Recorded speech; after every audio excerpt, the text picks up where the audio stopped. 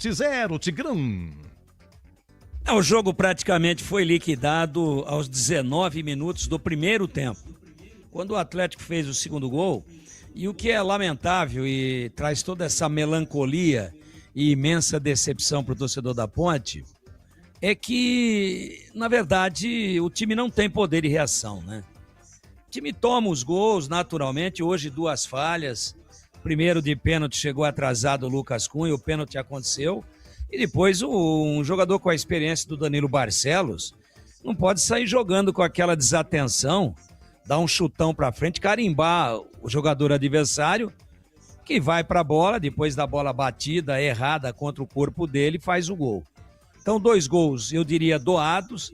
A Ponte é um time lento, indolente, um time conformado com as derrotas. Eu queria que você desse uma olhada aí, Edu. Quanto tempo faz que a Ponte não marca um gol? Só enquanto eu vou falando aqui, depois você coloca pra nós. Quer dizer, o time não incomoda ninguém, não faz mal pra ninguém. É um time bonzinho, é um time educadinho, bonzinho. Ainda hoje não teve ninguém expulso.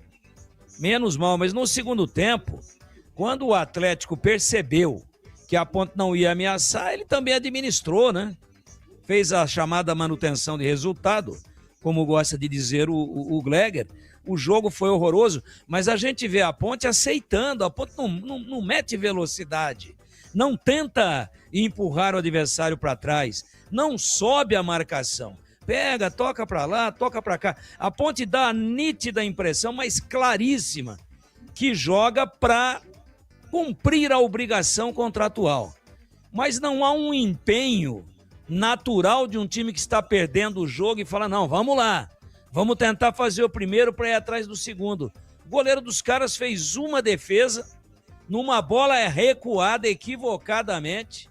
Um erro também grosseiro da equipe do Atlético Goianiense. Aí o Brandão se meteu entre o cara que recuou e o goleiro. O goleiro é o Paulo Henrique, goleiro do Atlético.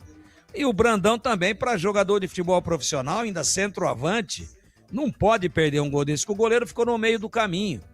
Ele ficou vendido, era escolher um dos cantos e rolar a bola. E o goleiro veio caindo já. Ou rola num dos cantos, ou dá uma cavadinha e sai. Foi bem no início do segundo tempo.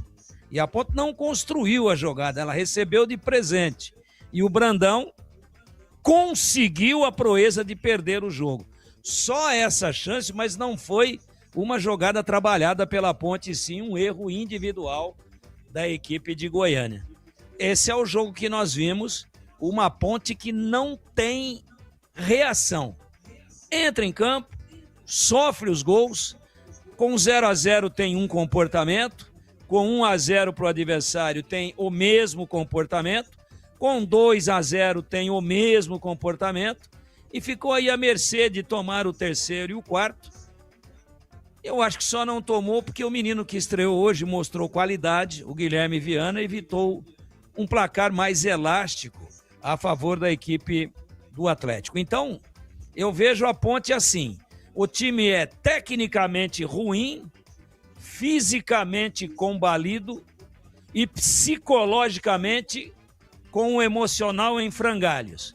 Não acredita, não tem personalidade, não jogou nada, um amontoado, jogando com 2 volantes no meio-campo e nenhum jogador de articulação, com 3 zagueiros, com 3 atacantes divorciados e tropeçando na bola. E olha, poderia jogar até o dia da final da Copa do Mundo, que é dia 22 de julho. Não iria fazer gol. Esse, o retrato, a caricatura de time de futebol que nós vimos em campo. Ah, mas os jogadores são os menos culpados. Eu não quero mais falar nada de parte administrativa, porque todo mundo sabe o que é que está acontecendo, qual é a situação. Agora, o jogador em campo, mas tá todo mundo com o saco cheio, tá todo mundo querendo ir embora na janela, tá todo mundo também numa situação delicadíssima nas suas respectivas vidas pessoais. Mas, gente, acho que dentro de campo, botou, então pede para não jogar, pô. Fala, minha sogra tá doente e eu vou ficar tomando conta dela.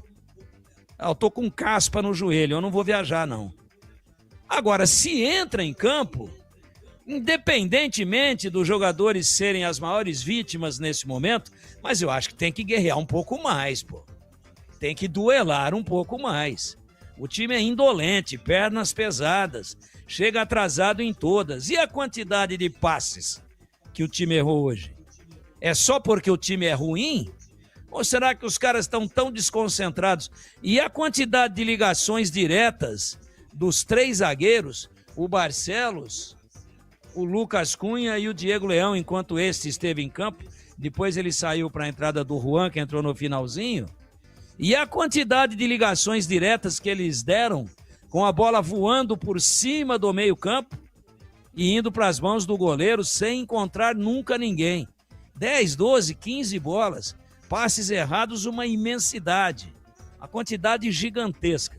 Então, um arremedo, uma caricatura de time de futebol, uma vergonha para a história tão bonita que a Ponte construiu ao longo de 126 anos de história ininterrupta. Uma vergonha, uma mancha comprometedora na história do clube, ver esse time se arrastando em campo, aceitando naturalmente a derrota e sequer esboçando, já que o time tecnicamente é ruim, pelo menos uma reação à base da força física e do empenho.